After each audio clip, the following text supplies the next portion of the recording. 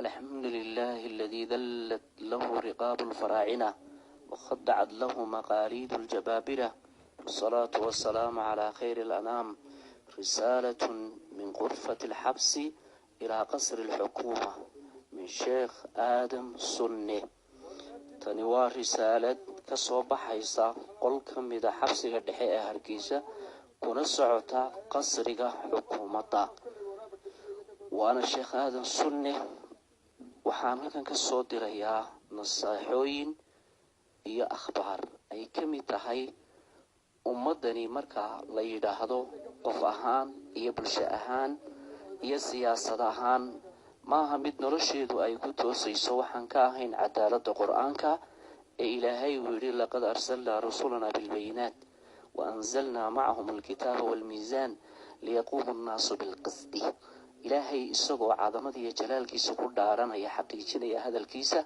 waxa uu sheegay inuu soo diray rusul oo uu soo dhiibay aayaad iyo burhaan cad iyo xujooyin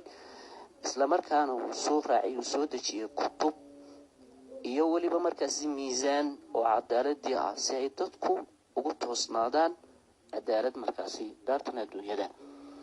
cadliga islaamku waa miisaanka ilaahay arlada u soo rogay mana saameynayo jacayl cid la jeceliye iyo nacayb cid la necbiye. waxaa lagama maarmaana cadligaasi in loo adeegsado qof kasta sokeeye gacala hadduu yahay iyo cadow shisheeye ah labadaba.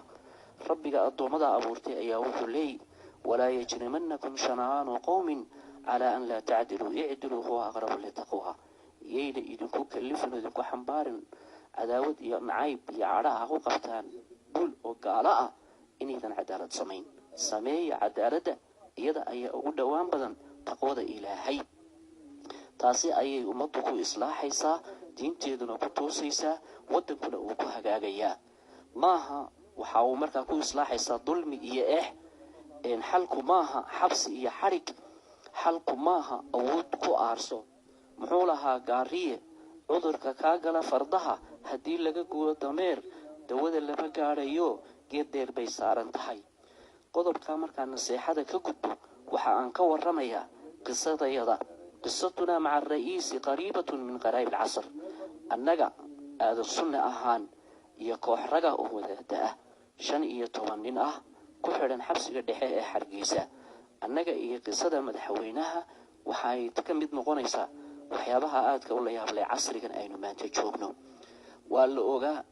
iclaam iyo dadweyneba waa laga warhayaa guryaha iyagana lagu soo daatay ciidamada xoog badan oo aad iyo aad u hubaysan dulbi iyo gardaamo naf iyo maal iyo sharaf iyo karaamo leh loo geystay. jeerasha ayaana loo taxaabay eed iyo gadaafo iyo godob aad u xeel dheer caalamka loo mariyay. waxay soo wareegtaba maxkamad baanu hornimi. maxkamadda ayaa laga yeedhiyay waxa naloo haysto waanaanu iska difaacnay. maxkamaddu jeelka Hargeysa dhexe ayay ka dhacday. waxaa goobjoog ka ah rag salaadiin iyo ugaasiyaal caqala iyo rag odayaal rag iyo dumarba waa la dhageystay. wixii lala shiriyimi ee hay'adihii iyagu noo geystay dulmiga iyo gardarrada iyo godobtan foosha xulle iyo waliba wanjilkan madow waxay soo bandhigeen way ku kashifmeen dadkuna markhaatay ka ahaayeen. xukun baa nagu dhacay oo markaa macnihiisu noqonayo mar haddaan wixii gulufo ku fashilanay wax kasta ha dhacaane annaga seefta daabka haysanee hanaloo xukumo xukun baa nagu dhacay gardarra ah garsoor xumana waanu la kulannay. taasi iyadoo inoo dheer tahay maxkamaddii ay noo yeedhisay xukun laakiin aan ku saabsanayn habeeraanta wixiina lagu soo eedeeyay beri aanu ka noqonay. waxyaabaha maanta dadka lagu eedeeyo ducaadda iyo culimada waana lagu waayay. maxkamaddina waa caddaysay in lagu waayay isla markaana iclaan bay bixisay ilaalinta waddanku warbaahinta adduunyada la hadashay u sheegtay aniga oo aadan sunnaa ka jawaabay beentaana waan fashilay. waxaasoo dhanna laguma garsiinine waxaanu ku war helay oo keliyata iyadoo warbaahinta adduunyada looga keenay war ah sida u dhantay inay qorayaan aadan sunni iyo rag kale oo markaasi wadaada iyo macallimiin iyo dhalinyaraba leh. waxaa saamaxay madaxweynaha waddanka si cad baana loogu qoray meelaha baraha bulshada iyo waliba jaraa'idka waddanka markaasi ka soo baxa si cad baa loo sheegay. cidna kamay qarsoonayn. hadday cidi beeninayso markaas ayaa la beenin lahaa. waxaanu sugaynay faraj ilaahay subxaanahu wa tacaala meeshuu doonaha soo mariyo magac kastana ha loo bixiyo saamaxaad ba ha lagu magacaabo. waxaanu filaynay warqadda sii deynta oo keliya wax kale maanan sugaynin. waxaanu ku war helay mar kale iyadoo niman madaxweynuhu uu soo wakiishay ay noogu soo galeen jeelka Hargeysa iyagoo markaasi wata waraaqo oo nagu leh waxaad saxiixaysan oo balka fikireen sanad saxiixdaan inaad markaasi ka noqotaan dadkii racfaanka qortay 15 nin aniga iyo 2 nin oo kale racfaan ma aan qaadanin 12 kale rafcaan bay qaateen oo xariisnaa rajaynayeen inay ku walaaloobaan anigu waxaan u qaadan waayay cadaalad wadanka taalo iga dambaysa ayaan habeeraatay iyo muuqan way aragna waan ku ahay marka waxa lagu yiri kansala dacwada iyada ah marka kansashaan maxaan idin sidnaa saamaxaad madaxweynaha idin sidnaa process baa la marinaya waanu garanay saamaxaad madaxweynaha uu bixin jiray waana la arki jiray haddaanu ba maqaleen warbaahin la geliyay maxaana laga rabaa warqadii siideynta na lagu keenay waay may processkii la bedelay sidana la maraya dabeedna waraaqahani inaad ogolaateen saamaxaad madaxweynaha kuwii rafcaan ka qaatay ay ka noqdaan hal ayaa la idinka rabaa waxaan su'aal ku weydiiyay ninkii uu madaxweynuhu si gaar ah ugu soo wakiishay oo waliba waxaad tahay buu yiri sharci yaqaan sharciga wadanka markaas uu yaala waxa weeyaan Xuseen Axmed Caydiid oo ahaan jiray wasiir hore oo cadaaladda markaasi soo qabtay deedna waxa uu yiri waxaan markaasi aanu doonaynaa inaan markaa processkan idin waafajinay sidan mara waxaan ku yiri Xuseen Axmed Caydiido madaxweynaha maada ka huba waxaad markaa dadka kaga kansashay xataa rafcaankoodii ma hubaalba mise waa hadal ayaa bari ka soo noqon doona kamaan kansaleen buu yiri waxaan ogeyn dadka kumanaan ugaabineen kansal marka baan sameeyeen rafcaankoodii sidaas aan u hubnaa oo ay ku soconayaan hadda ha ku socdaan baan ku yiri laakiin waxaan ku sheegay anaga dulba baan ugu dhacay meel aan u ashka toonana ma jirno madax meel ka sarreeyo salaax ma jiro madaxweynaha dulba naga hor qaadayo waan ogolay haddii isugu saamaxaad ku magacaabeen anagu ma diidayno laakiin waxa anaga nooga qurux badnayd dadka culimada barnaamijyada leh ee macallimiinta ee ardayda waan ka qaaday dulmiga iyo tacadiga loo geystay nafiya maali xuquuq wixii naga maqana cidna uma naan daba galeen inta waxa dheeraaday 3 bilood ayay isdaba wareegaysay xeer ilaaliya la sugaya la taliyaal baa la sugaya madaxweynuhu cid buu sugaya iyadoo intaas oo dhan soo wareegaysay maanta waxaanu markaliya maqalinaa waxaan igu yiri kuwaas inaan saamaxa xaq ma laha wixii aan markaasi aan u hayaana ma jirto jeelka naga soo bixi maayaan arrintaasi Soomaalidu way mahmaado waxay tiri caruurna waa ka ciyaar mulacna waxay u tahay qorgooy ayay u tahay hadda marka madaxweyne dalkan waanu soo wada joognay waayihiisana waan arkaynay siyaad barre waxaad markaasi kala hortagtay yani markaasi halgan af iyo adinba ah dawladii ka dambeeyay day tahay in cigaal day tahay riyaale haday tahay ninkii la oran jiray markaasi imaka ugu dambeeyay xilka markaasi kala wareegtay Siraayo waxyaabihii markaasi aad ku dhalishay labadii dawladood aan kulmiye ahayn way qorantay goob joogna waan ahaa waxaad ka hadli jirtay dadka loo daadanayo si sharci taha guryahooda laga taxaabo la hadido jeelasha iyo dulmiga jira iyo dadka la iska xidhiidho ayaad ka hadli jirtay maanta miyaanay ku garoobin wixii aad hore u ballanqaaday inaad socodsiiso oo dulmiga dhacaya iyo dadka marka xorriyadooda iyo karaamadoodii lagu tabanayo inaad ka dulqaato oo aanu marka xaq u leenahay mise ma ku haboontay meelo badan baad lagu ku kala bixisay dhakhtarka Hargeysa booqato waan ku arkay warbixinkaad la hadashay dhig ayaad u yabooqday halkan ayaa Hargeysa jeelka dhaxo tuuyo ku jira dad dhig iyo caafimaad iyo dhakhtar iyo taageero iyo tolnimo iyo gacalnimo ka mudan sariiraha jiifa anaga naga soo horeeyay 16 sanadood jiifa waxa weeyaan markaasi gacal iyo tagaabana u baahan gaalka maanta gacanta loo geliyana waxba kuma faleen uu iska siiday la markaasi kuwa kale fara badan baa jira anigu waxaan qooran lahaa ma ku qurux badantay dalku waxa xanuunsanaya ay caafimaad buu baahan yahay inaad jeelka Hargeysa soo booqato oo waxaan markaasi sida mareegta madaxa la isugu xidhay ee rag markaasi gacanta loo geliyay gacal badan aan markaasi aan gacalimo badan u haynin adigu ka furato miyaanay ku haboonayn inaad markaasi eegto mustaqbalka wadanku meesha uu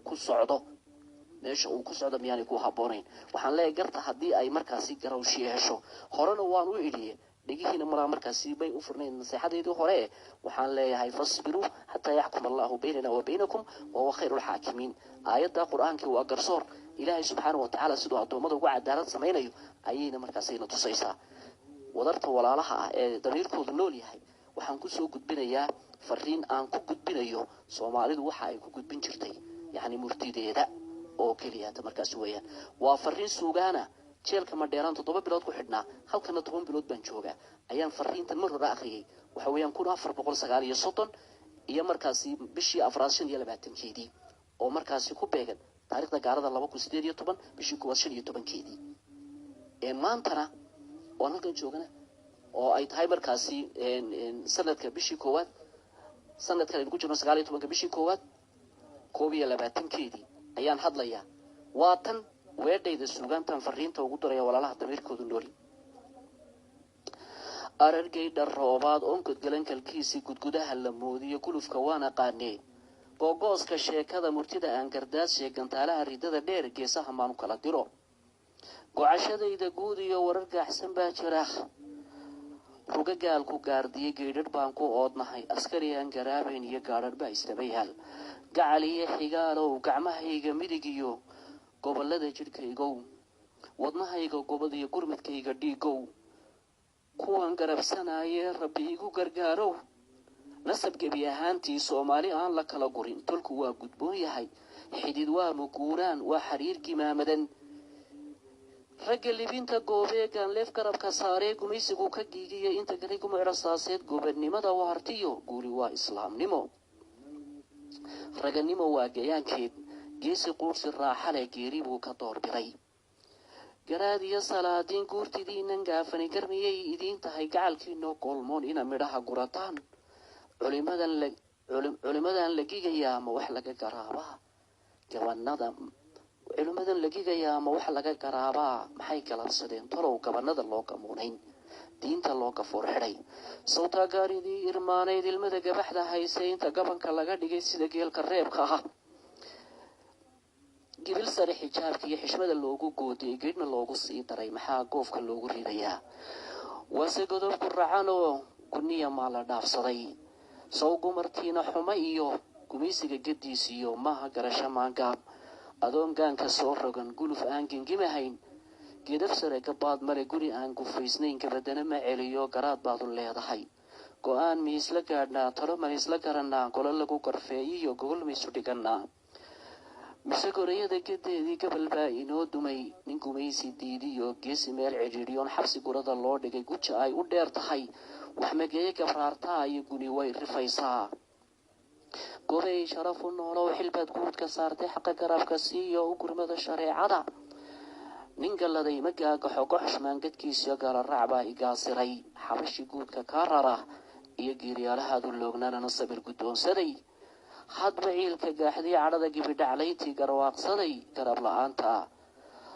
rugnaan garabka saaro guulaha ii gargaariye godobtayda kama hadho geeriduba xaq weeye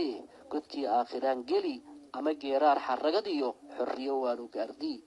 waa sheekh aadam sunne xabsiga dhexe ee hargeysa wabillahi tacala tawfiiq subxaanaka allah